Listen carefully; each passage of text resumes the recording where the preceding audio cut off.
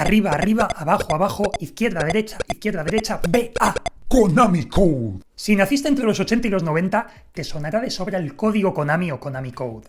Esta secuencia de teclas, pulsada muy rápidamente, abría las puertas a un montón de secretos o trucos en distintos videojuegos. Y es que esta es una práctica que en los videojuegos actuales se ha perdido mucho. Se ha perdido el esconder ese tipo de secretos, esas secuencias que ocultaban los programadores y diseñadores en sus juegos, y con las que podías impresionar a todos los amigos o, bueno, a gente que estuviese en las recreativas.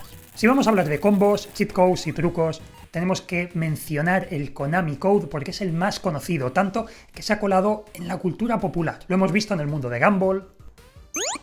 What is he doing? Looks like he's got worms. B-A. What the what? También en Romper Ralph.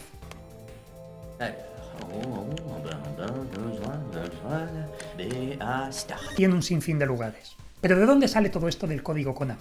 Bien, lo primero, tenemos que remontarnos al año 1986, en el que salió la primera versión comercial del shooter de scroll lateral para NES, Gradius. El matamarcianitos por excelencia, bueno, con permiso de Asteroids, Space Invaders y Galaga. El caso es que este código se creó por pura necesidad. El diseñador Miki Higashino, creador del juego, tenía que probarlo para detectar distintos fallos, algo que los programadores hacemos. Ya habéis visto que yo lo hago, voy añadiendo distintos píxeles de colores, pongo logs en la consola para detectar fallos y probar que todo funciona correctamente.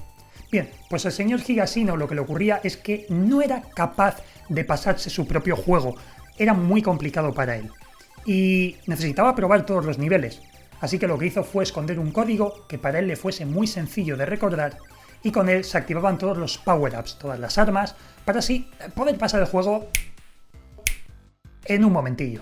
Pero bien, ¿cómo acaba este código en un juego comercial? Porque esto era simplemente un recurso de los propios programadores. Era algo a nivel interno, mientras se estaba desarrollando el juego. Bien, la leyenda urbana dice que simplemente el código se olvidó y se quedó ahí. Aunque realmente hay que reconocer, o al menos esto ha ocurrido más adelante, que a pesar de que los combos y cheat codes han empezado siendo errores de diseño o pequeños trucos o herramientas de diseño dentro del juego, al final los programadores los dejaban porque eran muy guays. Es algo muy chulo de compartir con tus amigos. Tú te ponías a jugar, pulsabas unas teclas y de repente eras inmortal, o tenías muchas más vidas que tu amigo, o le pegabas mucho más fuerte y decía, ¿pero qué ha pasado aquí? Así que es algo que al final quedó.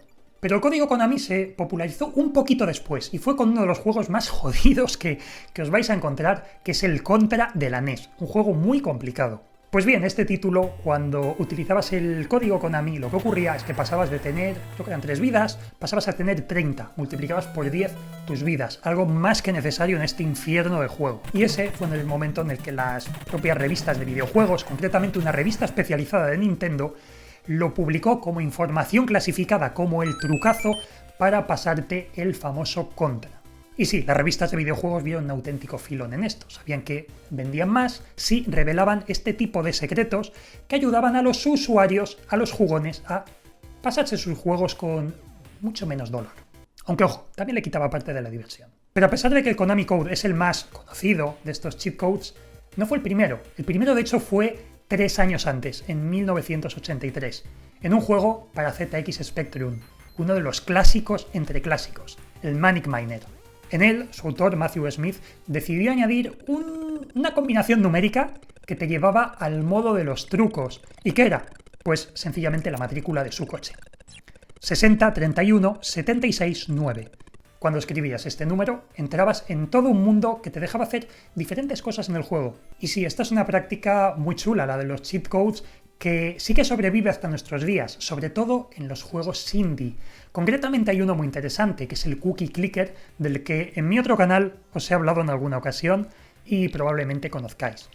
Este juego para navegador está creado en JavaScript, o sea, es un juego que podríamos programar, sin duda lo haremos, pero tiene una peculiaridad. Te puedes meter en la consola de comandos e introducir una serie de parámetros para hacer que tu fábrica produzca más galletas.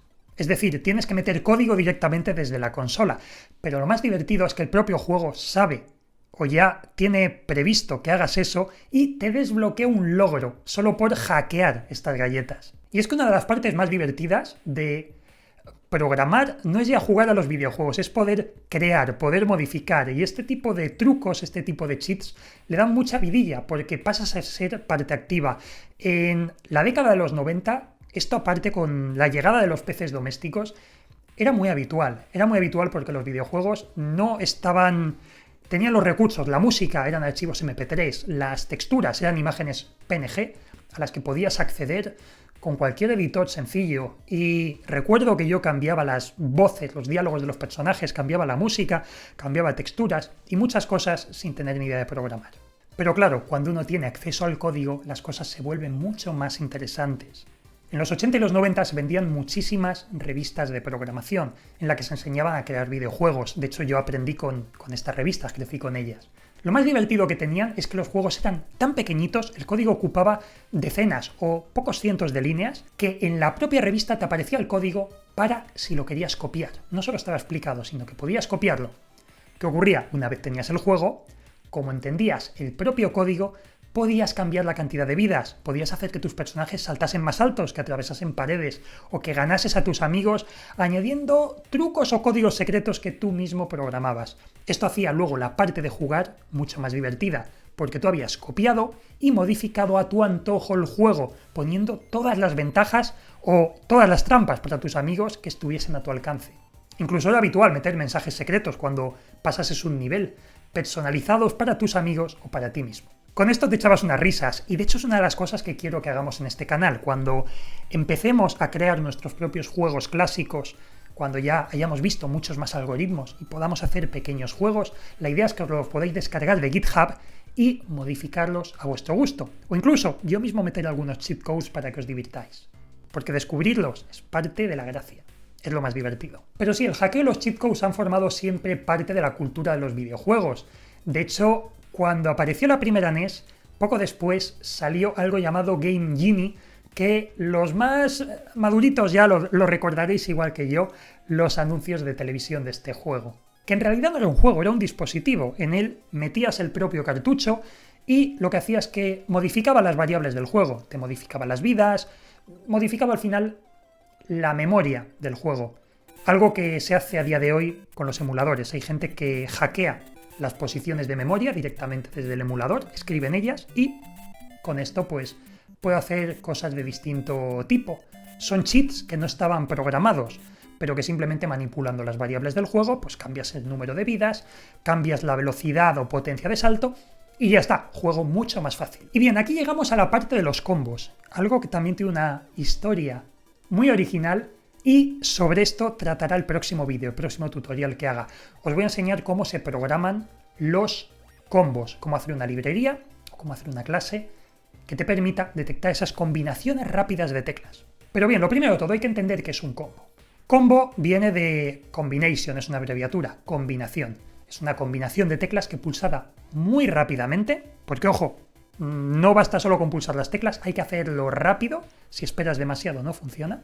Y además no puede haber ningún fallo, tiene que ser precisa y rápida, en el tiempo justo y los botones adecuados. ¿Y para qué sirven los combos en los videojuegos? Pues básicamente para, más allá de los trucos, nos sirven para darnos una recompensa mucho mayor. Por ejemplo, en los juegos de lucha. Si pulsamos las teclas de ataque normales, es decir, como haríamos por ejemplo en un juego tipo Super Mario, que la única forma de acabar con un personaje cayendo encima y golpeándolo, este tipo de ataques sencillos en los juegos de lucha quitan muy poca vida. Sin embargo, una combinación de teclas rápida, compleja y bien ejecutada genera muchísimo daño, aparte de una animación súper satisfactoria de ver, porque están premiando nuestra habilidad.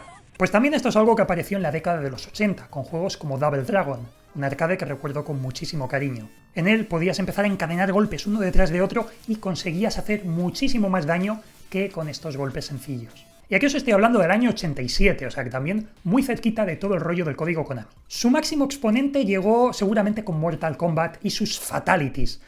Esta secuencia que bien ejecutada nos dejaba aniquilar de 1000 formas distintas a nuestros enemigos.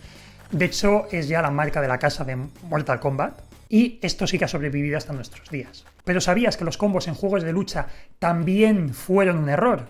Y el primero en introducir este error afortunado fue el Street Fighter 2 de Capcom, el dios de los juegos de lucha 2D. Pues sí, uno de sus creadores se dio cuenta que en la pantalla de bonus del coche, en esta que lo tienes que aniquilar a puñetazos y a patadas, se dio cuenta de que si golpeabas en ciertos momentos de forma rápida, causabas más daño y podías encadenar golpes más deprisa. Pero se dio cuenta, la combinación era tan complicada de ejecutar que no la consideró una funcionalidad como tal, y era algo tan difícil de hacer que simplemente lo dejó como una curiosidad. A partir de ahí, más adelante, en el Super Street Fighter 2, ya sí que se añadieron estos combos que estaban creados y que te recompensaban con golpes con los que deleitarte. Pues bien, nosotros también podemos introducir estos cheat codes o estos combos en nuestros propios juegos. La verdad es que no es algo muy complicado. Lo que tenemos que hacer es crear un objeto para los combos, al que le pasamos un array o una lista con los códigos de las teclas, en el orden que las tenemos que ejecutar. Como atributos, pues guardaremos varias cosas. Por un lado, la cantidad de milisegundos que tienen que pasar entre una pulsación y otra. Como ya he dicho, si pulsamos la combinación de teclas muy despacio o en un momento dado nos paramos, la combinación o el combo se interrumpe y se reinicia. Tenemos que volver a empezar desde el comienzo. Otro de los atributos que tendremos es la hora en milisegundos, la hora del sistema, a la que se pulsó la última tecla.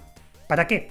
Para cuando volvamos a pulsar otra, poder comparar si el tiempo que ha pasado entre la hora actual y la hora a la que pulsamos la última tecla es menor que los milisegundos de diferencia. Imagina que yo pongo que tengo que esperar medio segundo entre una pulsación y otra. Pues si veo que ha pasado un segundo, si veo la hora y veo que ha pasado un segundo, sé que el combo se ha interrumpido.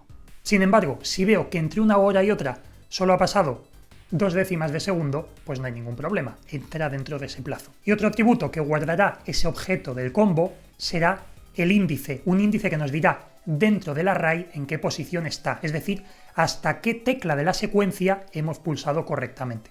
Entonces bien, la idea será, en cada iteración del bucle, cada vez que pulsemos una tecla, iremos directamente a nuestro objeto combo. ¿Y qué haremos? Miraremos en qué parte del índice está y qué tecla le corresponde. Si se pulsa, correcto, seguimos adelante, incrementamos el índice y pasamos a la siguiente. Si la próxima vez volvemos a pulsar, estamos dentro del rango de tiempo y se corresponde la tecla con la que estamos buscando, genial, seguimos avanzando hasta que ese array llegue hasta el final, es decir, hasta que nuestro índice o nuestro puntero llegue a la última posición. En cuanto a que hacemos nuestro objetivo, lleguemos a la última posición y la tecla esté bien pulsada, nuestro objeto devolverá el valor true, verdadero, con lo que nosotros sabremos que se ha activado ese código y ahí ya será cuando le digamos lo que tiene que hacer. Incrementar las vidas, incrementar la potencia de disparo, hacer que saltemos más alto o entrar en un nivel secreto. Aquí ya solo entra en juego nuestra imaginación. Y pensad todas las posibilidades que tiene esto. Esto, aparte de ser algo muy divertido, existen, y esto es algo que realmente me he encontrado. Hay un entrenador de combos para Street Fighter. Y esto es algo que podemos llegar a hacer. Si queremos practicar combos de un juego concreto sin tener que estar jugando al juego, pues podemos hacer esto, podemos hacernos en 100 líneas de código, nos podemos crear nuestro código JavaScript y empezar a entrenar. Porque aparte, esto es algo que de momento vamos a probar con el teclado, pero también lo podemos hacer con un gamepad, es perfectamente compatible con JavaScript, de hecho yo lo he hecho y lo veremos más adelante en próximos vídeos. Puedes probar combos hechos con el ratón o incluso con un poquito de imaginación, podríamos utilizar cualquier tipo de dispositivo de entrada.